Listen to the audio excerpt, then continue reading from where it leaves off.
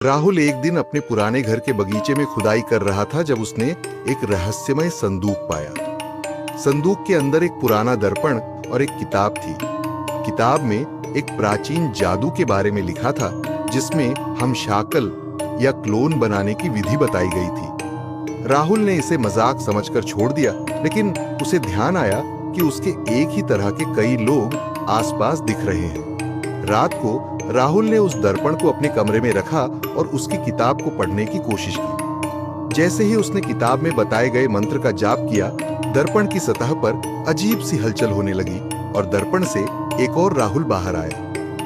यह क्लोन हूबहू राहुल जैसा ही था, लेकिन उसकी आंखों में एक अजीब सी चमक थी। राहुल ने सोचा कि यह एक मजेदार प्रयोग हो सकता है, लेकिन जल्दी ही उसने महसूस किया कि क्लोन पूरी तरह से अलग था और उसकी इच्छाओं और इरादों में कोई समानता नहीं थी।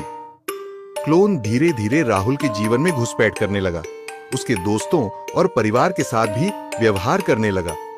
राहुल को एहसास हुआ कि क्लोन उसके जीवन पर पूरी तरह से नियंत्रण पाने की कोशिश कर रहा था और उसकी पहचान को छीनने की योजना बना रहा था। रात को राहुल ने दर्पण और किताब को जलाने का फैसला किया। जैसे ही उसने किताब जलाई और दर्पण को तोड़ा, क्लोन चीखते हुए दर्पण में समा गया।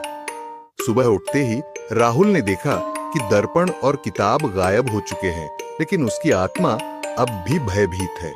उसने महसूस किया कि वह खुद ही क्लोन से घिरा हुआ है, जो अब भी उसके जीवन में कहीं न कहीं छिपा हुआ है।